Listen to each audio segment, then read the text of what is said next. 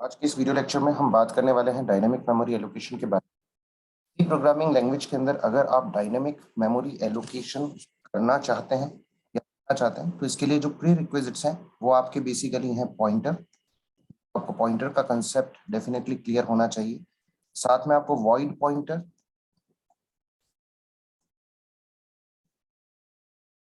इसके अलावा type casting, और प्रीवियस वीडियो लेक्चर के अंदर हमने एक टॉपिक और कंप्लीट किया था, एरे यूजिंग पॉइंटर।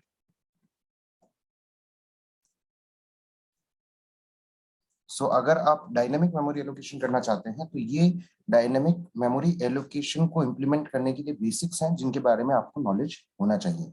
अगर आपने इनमें से किसी भी टॉपिक को नहीं पढ़ा है या अभी तक रिवाइज नहीं किया है तो हमने इसके ऊपर ऑलरेडी वीडियो लेक्चर्स डाल रखे हैं, आप उनको जाकर एक बार चेक कर सकते हैं।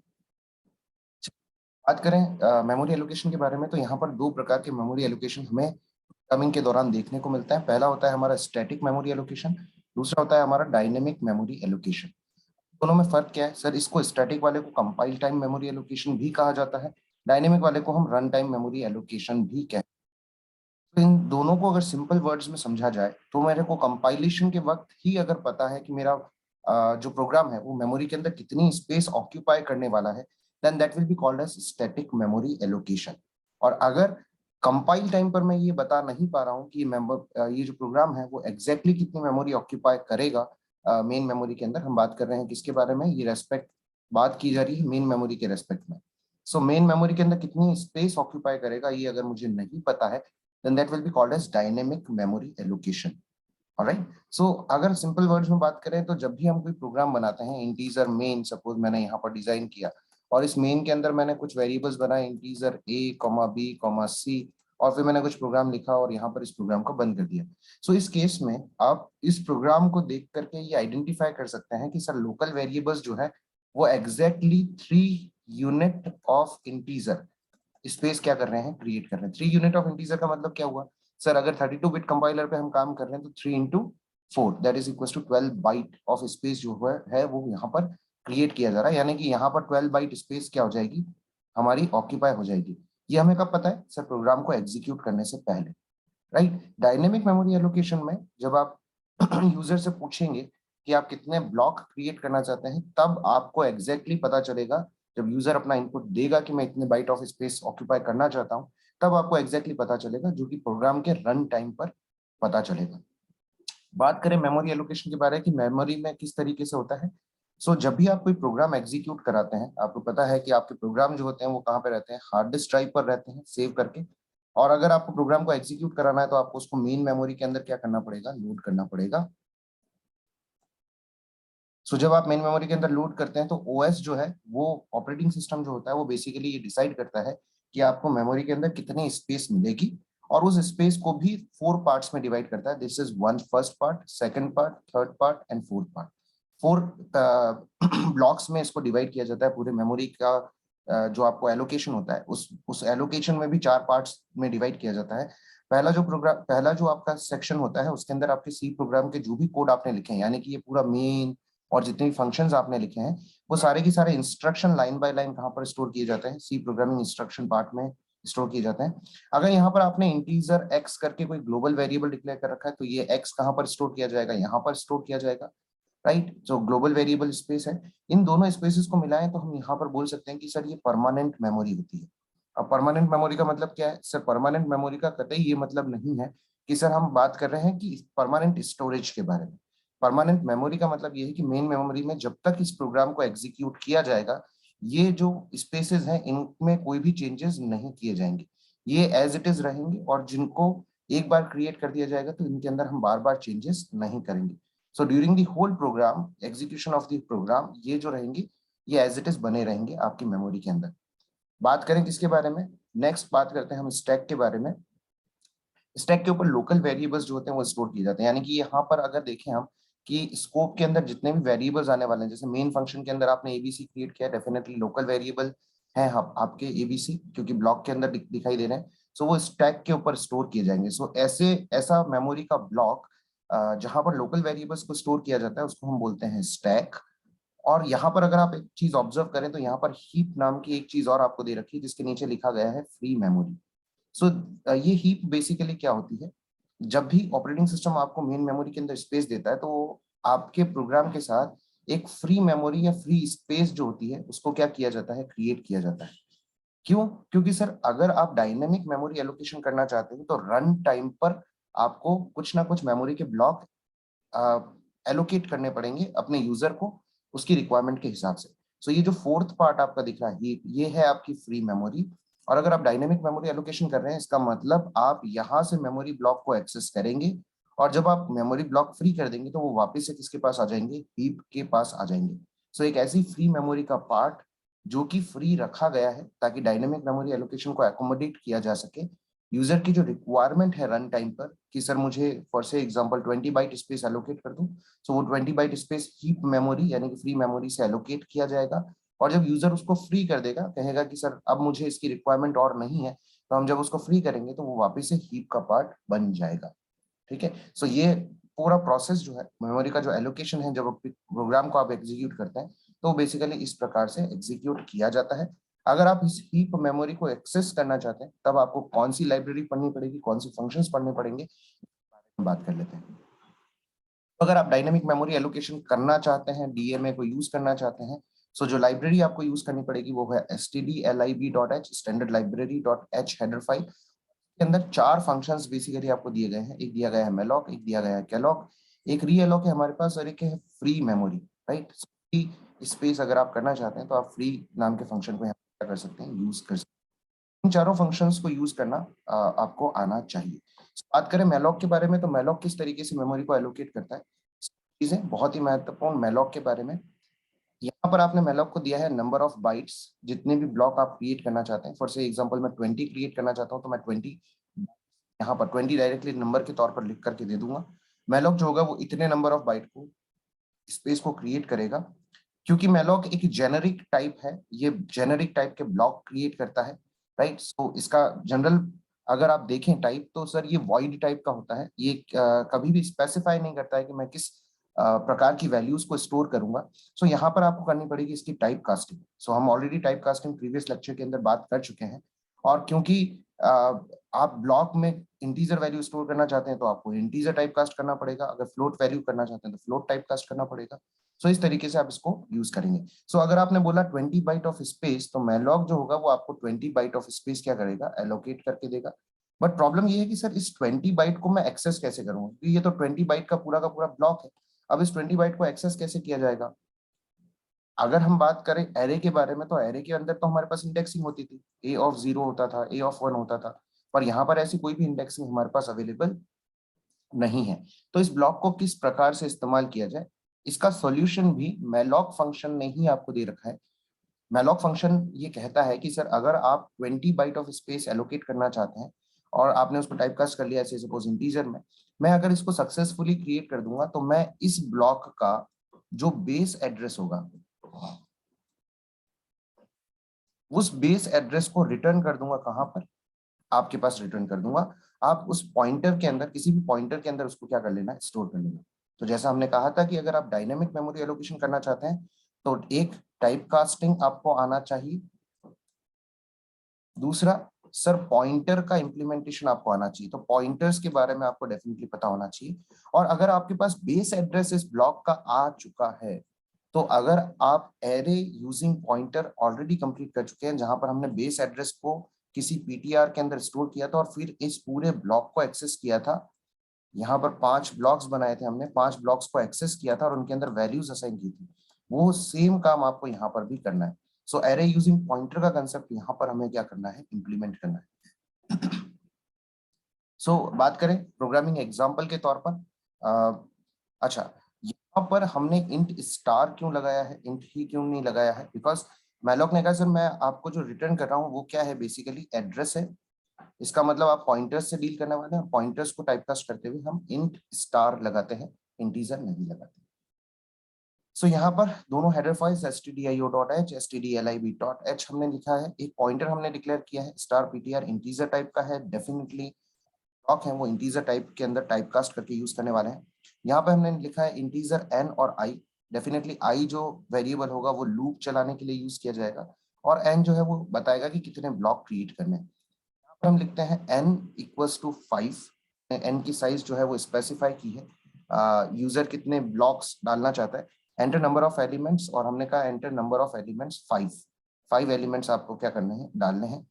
यहाँ पर हमने मैलॉक फंक्शन को यूज किया है, ऑब्जर्व करें यहाँ पर मैलॉक है, हमने n into size of int किया है, मतलब साइज ऑफ इंट 4 होगा और 5 होगा, इसका मतलब कितना हो गया सर, 20 बाइट स्पेस यहाँ पर एलोकेट होने वाला है एग्जैक्टली।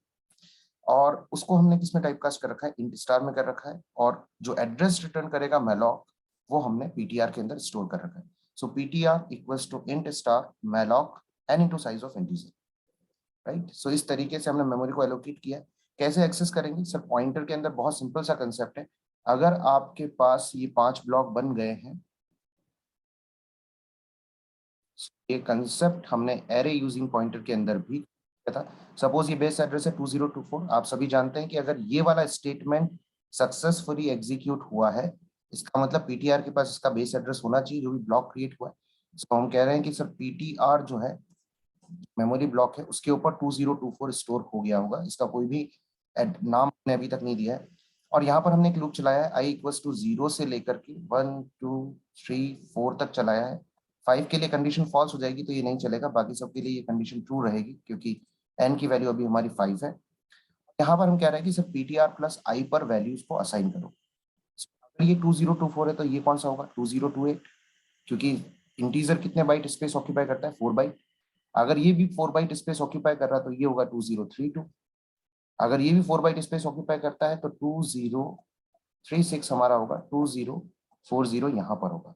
सो 4 बाइट इन्होंने स्पेस एलोकेट कर रखी है, इसलिए 2024 के बाद जो नेक्स्ट ब्लॉक स्टार्ट हो रहा है हमारा वो 2028 पर होना चाहिए। यहाँ पर ऑब्जर्व करें, यहाँ पर हर बार पीटीआर प्लस आई किया गया है। सो यहाँ पर जो लोकेशन बन रही है स्कैनएफ के अंदर जो एड्रेस पास हो रहा है वो बेसिकली क्या हो रहा है, हम यहाँ पर कर लेते हैं पीटीआर प्लस आई।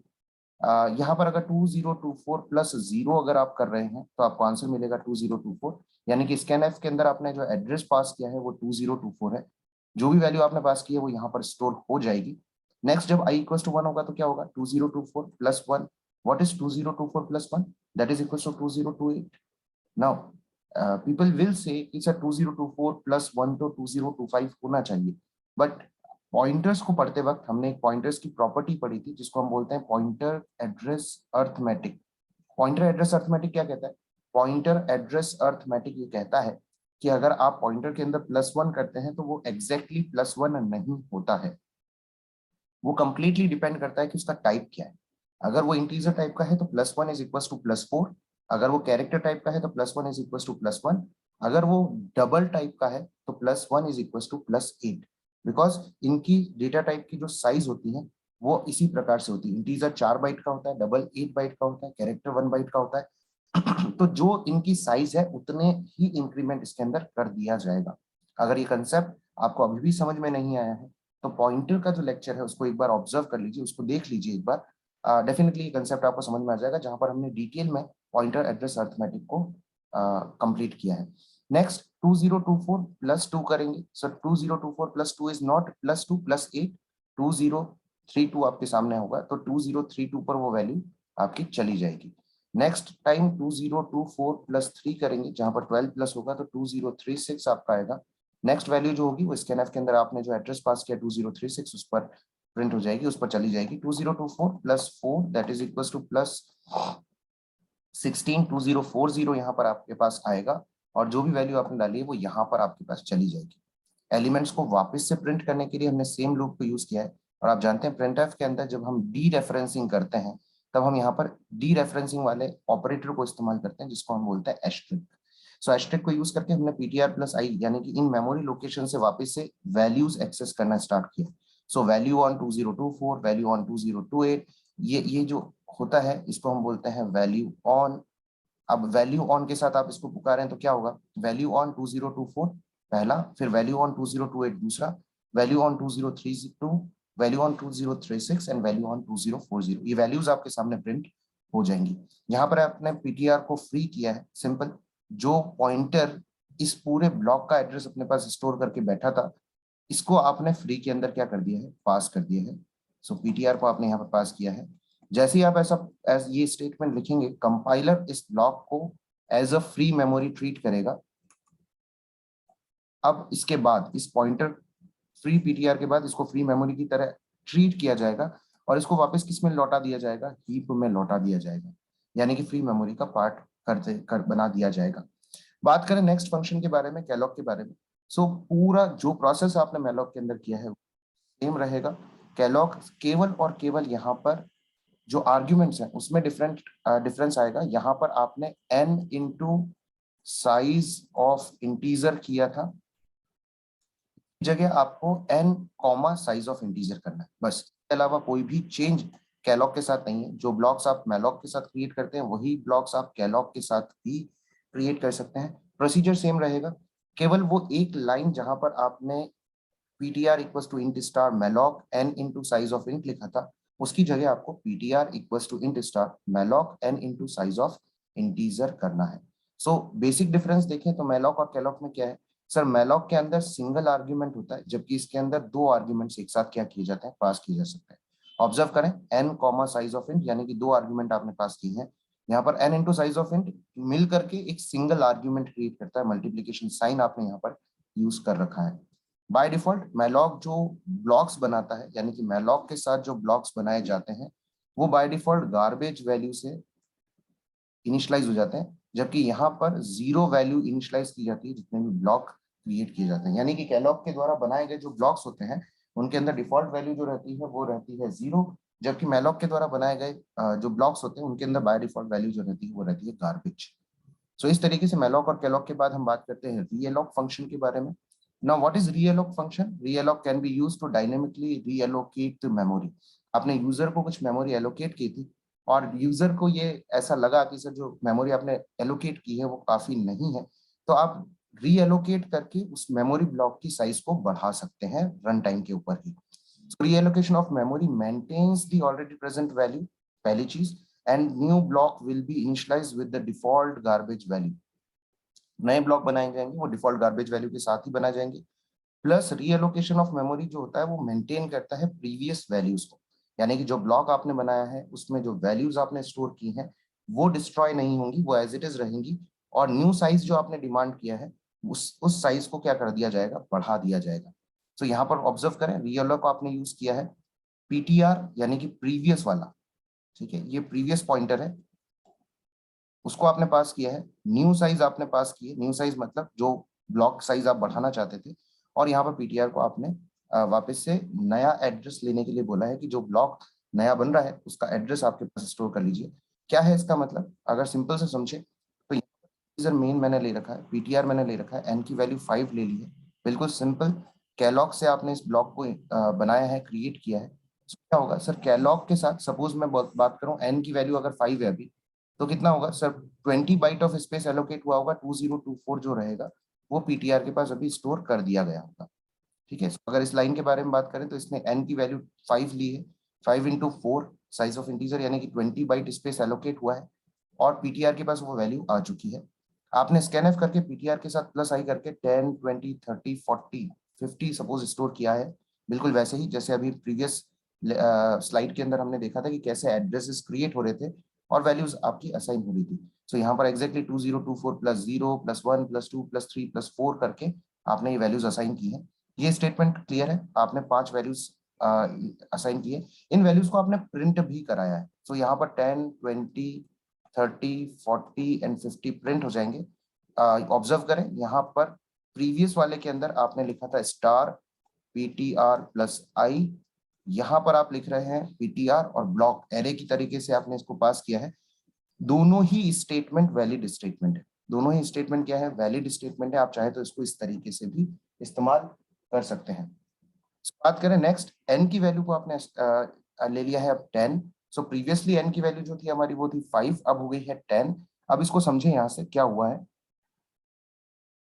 पहले हमारे पास जो ब्लॉक था उसके अंदर 20 बाइट स्पेस एलोकेट थी, याद रखिएगा। अब मेरे पास 1 2 3 4 5 6 7 8 9 10, सो यहाँ पर 10 ब्लॉक क्रिएट हो चुके हैं, यानी कि 40 बाइट स्पेस एलोकेट हुई है।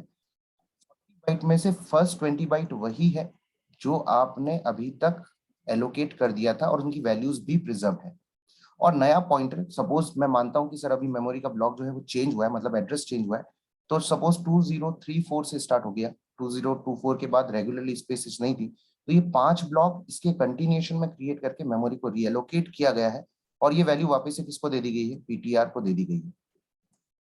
सो अब आप क्या कर सकते हैं सर, इससे +5 यानी i = 5 से स्टार्ट करिए, n तक चलिए। सो ये लूप कहां से कहां तक चलेगा, 5 से लेकर 9 तक चलेगा। अब अगर आप 2034 + 5 करने वाले हैं तो डेफिनेटली आपका जो एड्रेस होगा वो यहाँ पर 5, मतलब क्या हुआ सर, 5 × 4 20 बाइट स्पेस लेगा, 203454 पर नेक्स्ट वैल्यू चली जाएगी।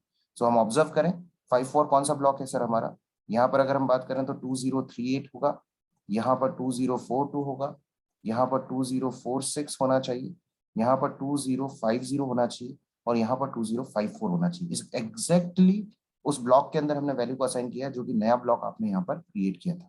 इसी तरीके से अगर 2034 + 6 करेंगे तो यहाँ पर क्या होगा, 2058 हो जाएगा, जो कि हमारा क्या है, नेक्स्ट ब्लॉक है, राइट। सो यहाँ पर इस तरीके से आपने एलिमेंट्स को इंसर्ट किया है, और फिर उन्हीं एलिमेंट्स को वापस से 0 से लेकर 9 तक प्रिंट किया है।